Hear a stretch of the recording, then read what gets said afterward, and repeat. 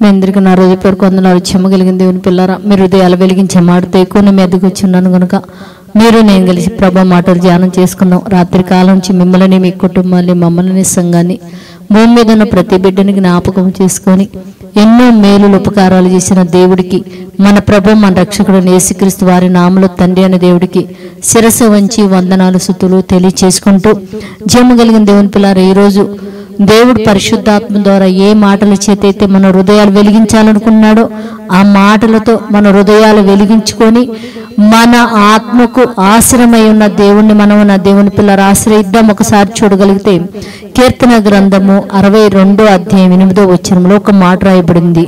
ఆయన సన్నిధానమున నీ హృదయమును కుమ్మరించుము, దేవుడు మనకు ఆశ్రయమై ఉన్నాడు అన్నాడు. ఆయన సన్నిధిలో మీ హృదయాలను కుమ్మరించుడు అన్నాడు. దేవుని పిల్లారా, దేవుని సన్నిధానంలో హృదయాలు కుమ్మరించడం ఏంటి అని మనం ఆలోచించగలిగితే, దేవుని పిల్లారా, మన హృదయంలో ఉన్న భారము, ఆ బాధ, ఆ వేదన, ఆ కన్నీరంట దేవుడి సన్నిధానంలో కుమ్మరిస్తే, నువ్వు కుమ్మరించగలిగితేనంట ఆయనే మనకేమై ఉన్నాడంట, ఆశ్రయమై ఉన్నాడని చెప్తున్నాడు దేవుని పిల్లరా. అంటే ఆయన సన్నిధానంలో నీ హృదయాన్ని కనుక కుమ్మరిస్తే దేవుడు మనకు ఆశ్రయమై ఉన్నాడు కనుక నీకు బాధ లేదు, నీకు నెమ్మదిని కలుగు చేయగలడు. ఆయన ఆ భయంకరమైన ఇబ్బందుల నుంచి ఒక విశాలత నీకు కలుగు చేయగలరు, సంతోషాన్ని కలుగు చేస్తాడు.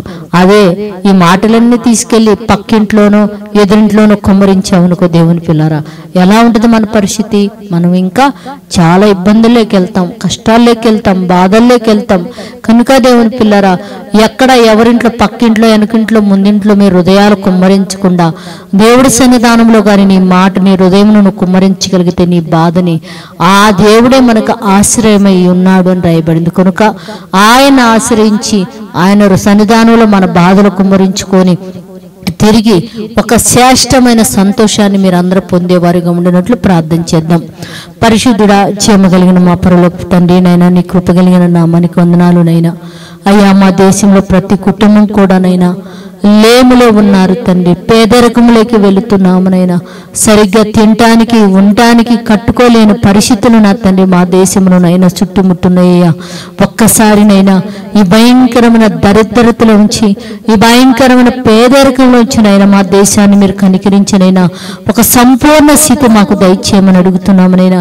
ఇదిగో నా తండ్రి, సమస్తం మాకునైనా ఇచ్చిన తండ్రినైనా మా దేశాన్ని మీరు హెచ్చింప చేయమని అడుగుతున్నామునైనా. ధన సమృద్ధిని మీరు అనుగ్రహించమని తండ్రి నువ్వు అడుగుతున్నామునైనా. అయ్యా, మా బాధని సన్నిధానంలో కుమ్మరిస్తున్నాము నా తండ్రినైనా. మేము ఎంత సంపాదించినను చిల్లి సంచిలో వేసినట్టు మా జీవితాలు అయిపోతున్నాయినైనా. ప్రతి కుటుంబం నా తండ్రి మరణనైనది సన్నిధానంలో కుమ్మరిస్తున్నావునైనా.